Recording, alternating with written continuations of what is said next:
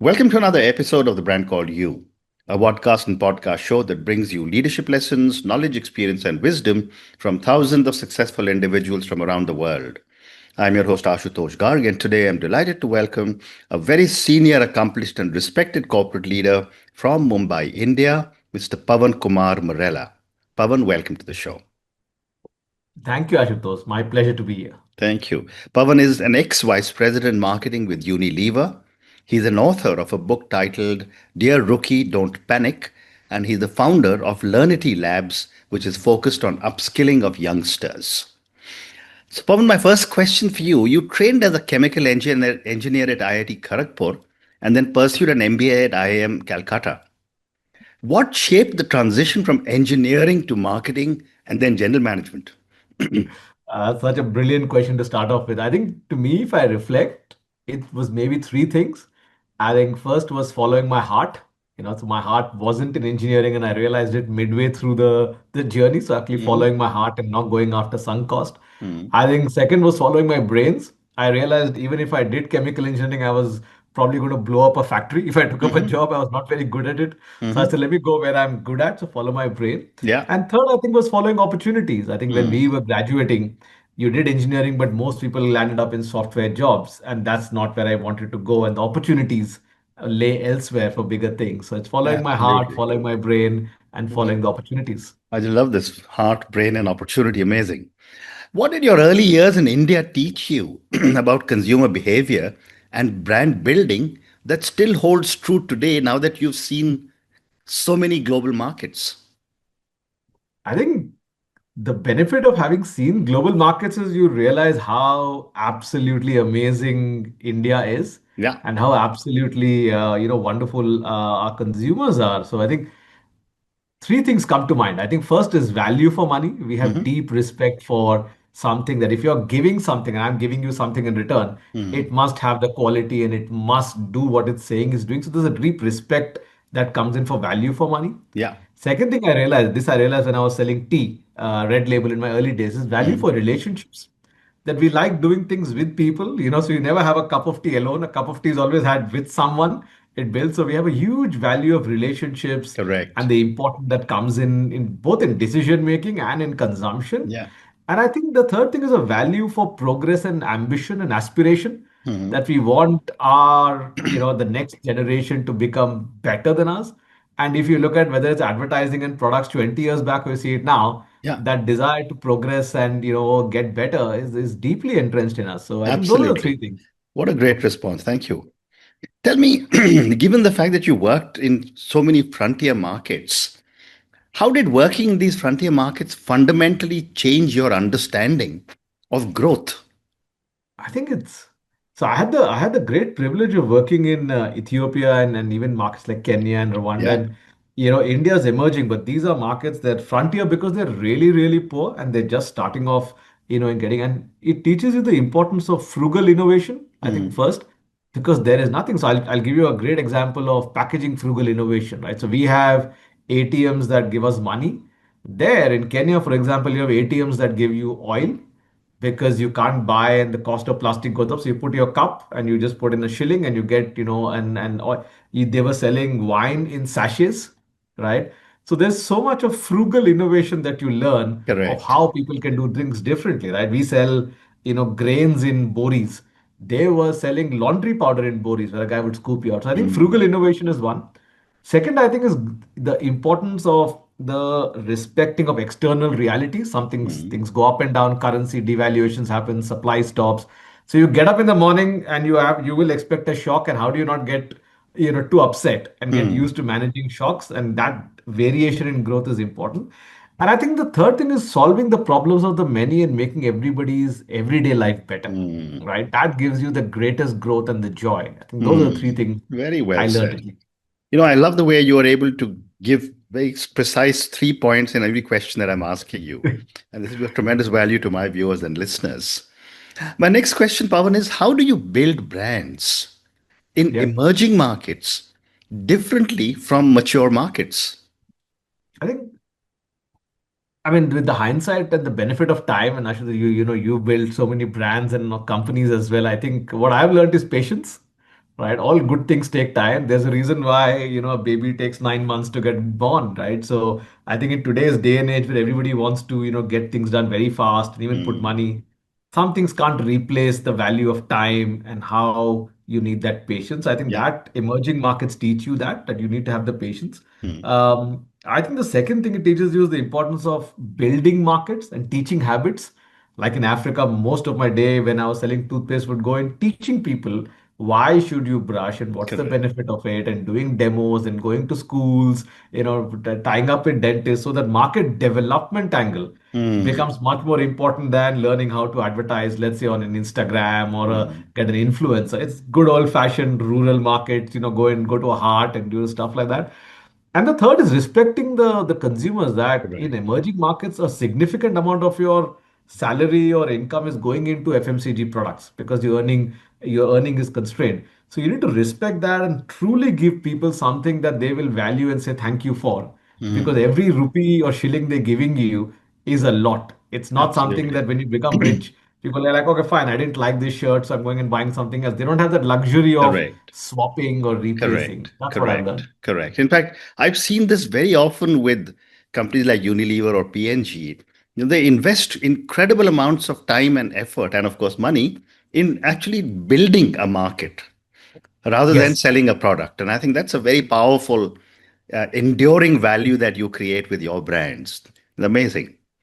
Moving on, Pawan, you moved from Africa to the Unilever headquarters in London. How did your leadership style evolve from these markets into this huge ocean, which is headquarters? I think it was first of all it was a shock, right? Yeah, Because when you're in and you know this as well. I think when you're in an operational market, it's very hierarchy driven. You'll have a general manager, you'll have a category head. yeah. Decisions are mostly done by single people who are the boss, and most Mm, of the team is then deploying it, right? mm, And when you get to a headquarters of any organization, first of all, you don't know who's the decision maker because there's so correct. many stakeholders. Your CEO is important, but the CFO has a view, the CMO has a view. So I think the thing I learned is to believe in understanding the wisdom of crowds, right? That the real answer lies in listening to everyone and then finding out what's the right thing to do versus saying, just tell me one thing. No one will tell you what to do. Everybody shares a view, right? Mm, The other thing I learned was you'll never get 100 on 100, right? It's like an exam where you cannot score 100, yes. irrespective of how hard you study. You'll probably Yeah. have to get to 70 on 100 and then just go with it. So, what are you willing to let go, right? What are you willing to sacrifice? What are the battles that you need to let go to win the war and get the thing ahead? Is a huge humbling experience because you grow Correct. up thinking, I need to get everything, right? And the last, I think, is very personal. It's very human that in any headquarters, I've seen that people tend to come from multiple different cultures Mm, and countries and experiences. And that forces you to really understand, so how do they, behave? What is their, cultural norm, yeah. societal norm? How do they, look at hierarchy or decision making? And Mm. that's a very different personal learning when you go to any headquarters. And that's amazing, I think. That is true. And I like the bit about how in headquarters decision making can, it's like a little ball, it keeps getting passed around. I used to Yes. joke when I moved to Calcutta and you took some, proposal, someone in senior would say, I think the red is very good, but maybe it's not red enough, or the Yeah. green is not green enough. Why don't you redo it and come back? So, uh, Oh, but coming back to you again, you speak about building businesses and operating models that last. yeah. What makes a system truly enduring? I think system is a very vague word, right? People are like, oh, what is that? System is Yeah. just like how things work, and how do you do the processes, etc. I think the first is the culture and the people. If people resist it, it's never going to work, and if people embrace it, it's going to work. And I've Yeah. I've always seen that. I can give you an example. Like in Africa, when I was there in Kenya, we introduced a whole new process of merging the sales and the marketing teams together to bring Mm, more closer. But then the people actually believed in it and they liked it, so it went ahead. In some other place, we did the same thing and they didn't believe in it. So it's people mm, and culture. I think the second is really the clarity of what your goals are, mm, right? And this is the same thing on that headquarter question we are saying, does your general manager and the finance head and the supply chain head and marketing head, are they all saying the same things at what their goals are? Hmm. Or are they all saying very different things in what they're going after? If there is differing goals, I think it doesn't work. Hmm. And the third, I think, is constant capability building because Hmm. today a lot of organizations, there are people coming and going. Attrition is much higher, than, I guess when you're working or when I was working in Unilever. So if you don't build the capability of people to understand the system and tell them Hmm. why this is the system, Yeah. it tends to then fall apart because everybody comes with a different view. So I think those are Hmm. the Very things to keep in interesting. mind. Very interesting. And when I was reading about you preparing for this, I love this little phrase that you use called ruthless clarity. Yeah. What does it look like in a boardroom discussion? And give me an example if you can. Oh, this I learned in London from Hmm. my ex-boss Connie, who was the then CMO of Unilever, and she told me this, which I didn't know. I mean, I was doing it unconsciously, and everybody was doing it, which is everybody has a top three priority list. You go say, what are my top three priorities as a Hmm. team and an individual? You can go across the world, but then you realize once the boss goes, you actually have another three, four, five, six things that you've written, right, Correct. which you're not showing on the slide. Hmm. And she's like, that is what is taking away the energy Hmm. and the time. You Hmm. say three things, but you're quietly doing five or 10. Hmm. And what if that takes? And she says, ruthless clarity in simple terms is having a list which is, what will I not do? So if your Hmm. slide one is your top three priorities, and your slide two should be, I am stopping these five initiatives, or I'm cutting off budget to these, five projects. And that is ruthless clarity. And I'll give you a Hmm. live Unilever example, right? If you listen to Fernando, who's the current, Unilever CEO, an absolute, genius in my mind. He says the priorities very clearly. He says India and US are the top priority markets for Unilever. He Hmm. goes to every place. And he says, yes, that does mean that if you're sitting in, South Africa or France, it does mean that if I need to, take a choice and move money, I will take money from you and move it there. And I'm telling you clearly and I'm telling them clearly. You may like it Hmm. or not like it, Yeah. but I'll tell you this, right? Then he says, I'm going to put money behind beauty and personal care brands. And yes, it does mean I'm going to not, support other brands if it comes to that. Um, he went and sold the ice cream business off then. So he's like, yeah, I'm not here to make you like or dislike. I'm here to give you clarity. And ruthless clarity means these people will get the resources, time, and money. And these, for the right reasons, will not Hmm. get it. So Hmm. that what's your not your to-do list, but your to don't do list. Hmm. And what is I guess the ruthless clarity and the example Hmm. that you're asking for. Fascinating. Thank you. You also upskilled over 5,000 marketers globally. Yeah. What are the three capabilities that every modern marketer needs to develop? I think that's probably my favorite topic. If Hmm. we can talk for hours, I think the first is, and I say this from my Unilever experience, but I suspect it's true for everyone. It's Hmm. something that we used to call getting on the front line. Get on the front line, saying a desk is a very dangerous place to analyze the world from, right? Absolutely. And you have to get out from behind the desk and get on the front line, visit the markets, visit a consumer home, sit in a mall and look at people, be in a store and observe how people are engaging with your products, go to a music show and see what the cultural vibe is like. So I think that doesn't change. And I think that's Hmm. the most important thing today is please get up and please go out and go out there. Hmm. Second, I think we teach something called marketing is a mix of logic and magic. So the second thing is logic. Hmm. Marketing has laws, it has evidence-based work, and you need to study marketing just like you want to study to be a chartered accountant or you Yeah. want to study to be a doctor. And there are textbooks. So I would advise every youngster to go and read Byron Sharp's, How Brands Grow. It will literally tell you the laws so that Hmm. you're less opinionated and you're talking more from evidence. Hmm. And the last is magic. Right. So Hmm. once you have the logic and you know the laws, you really need to be able to understand culture, communities, creativity, and bring that together to create that absolutely amazing product and advertising. So those Hmm. are the three things I think: Very getting on the interesting. front line, Yeah. the logic of marketing, and the magic of marketing. Very interesting. And now to ask you a supplementary question. Given these three parameters that you've given, how do you bring in the entire new world of AI that is impacting every single human being in every single function? And marketing is no exception. Yeah, that's so true, right? You can't open LinkedIn or any conversation without AI. And, Correct.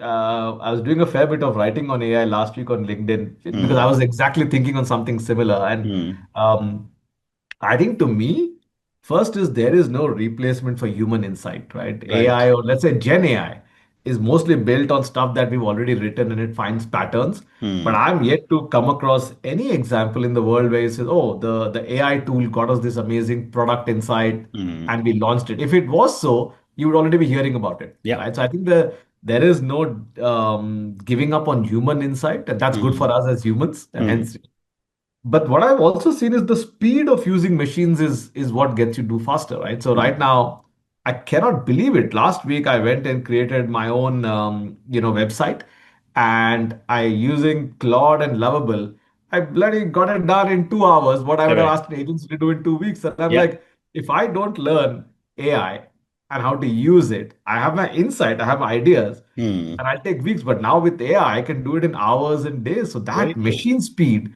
I think is incredible. And I think it's becoming easier for everyone because I was afraid saying, oh, at my age and I've done 20, I don't know. I'm like, but the AI has made it so easy for anyone to learn. So I think that's the other one.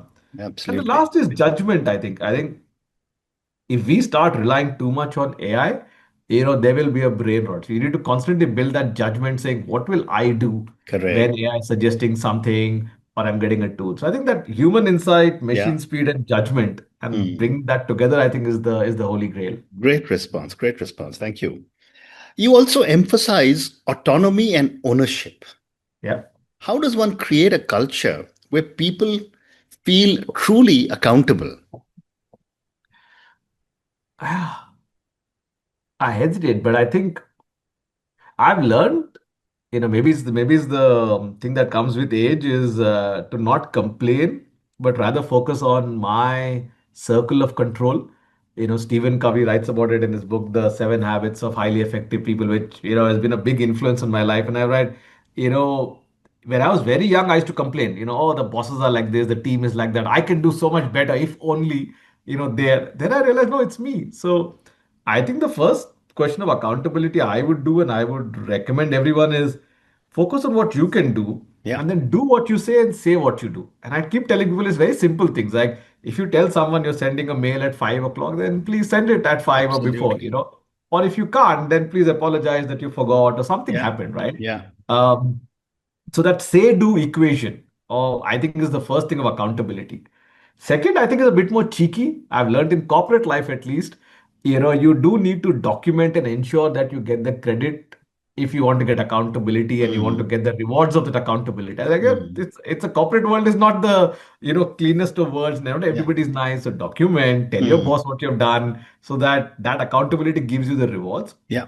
And the third thing I would say is why only accountability for your own work? Why not Mm. be accountable for other people's work and say I can help you, I Mm. can show you what I've learned, and that on all these three things, of doing and saying, of documenting and getting the credit and sharing, will help you build a culture of accountability yourself without worrying about anything else around you, right? And Mm. then I think that will hold you in good stead. Very interesting. Very interesting.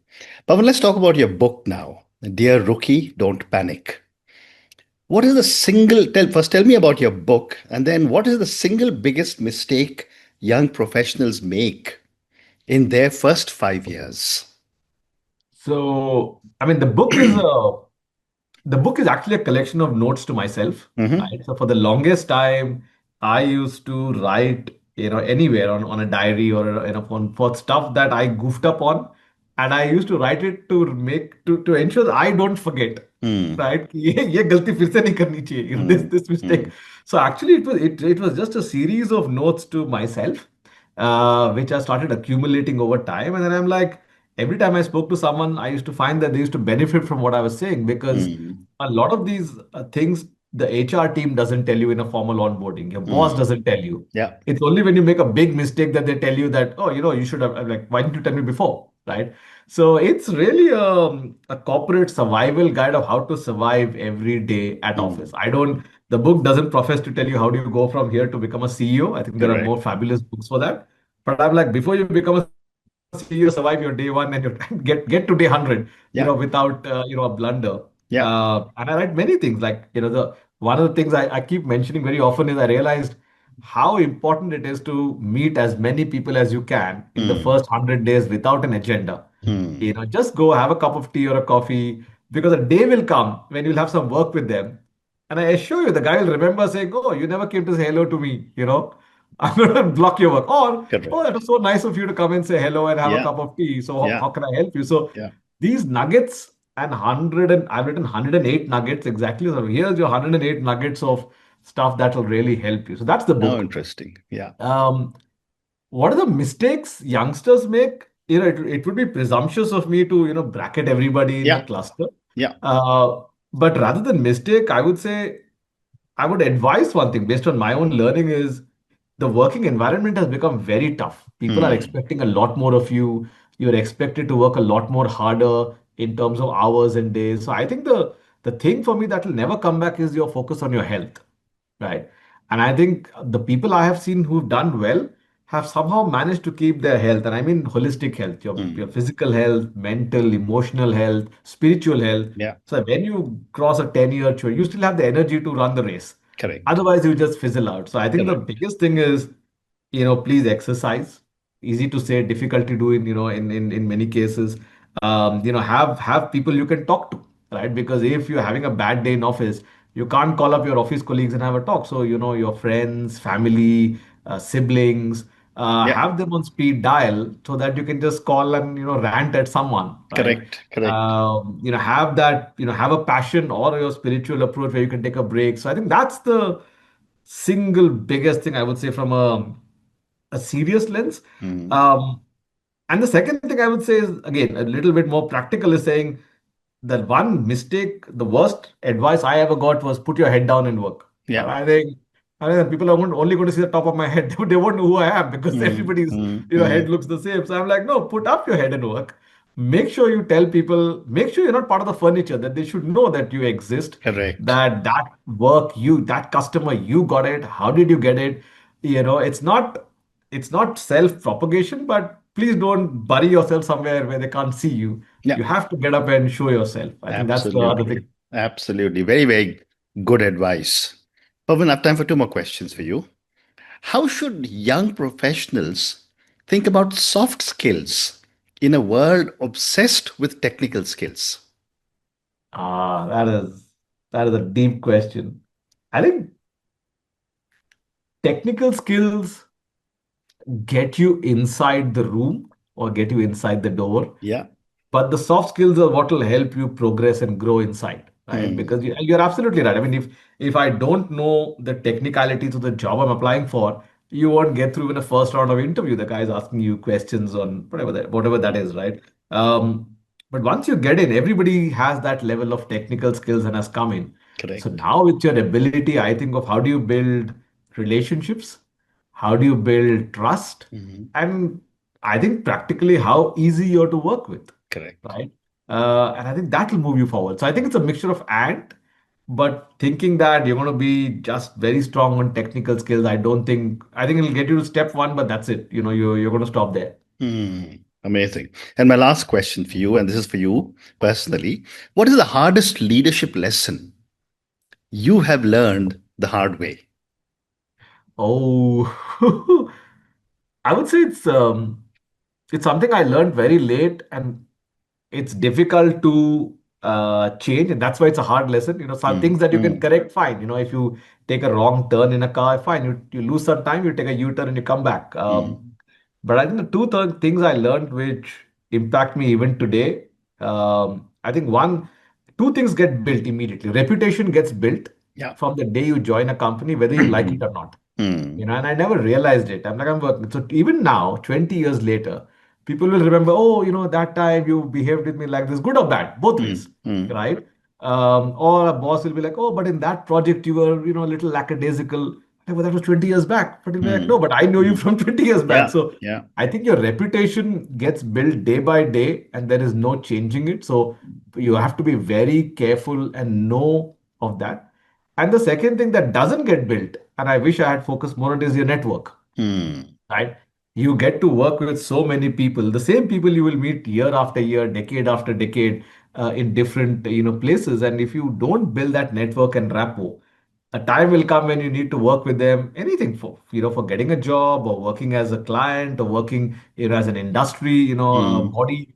And you will regret not having built that network and Yeah, rapport when you were much younger. So I think that reputation and network learning was the hardest for me, because you can't suddenly now say, "Oh, I just want to be friends with you now," because they'll be I know. like, "Hey, 20 saal pehle kya kar rahe the, jab, we had much Absolutely. more time." So Absolutely. I think they were hard Absolutely. because you have to pay a price for them. If you Absolutely. don't. Absolutely.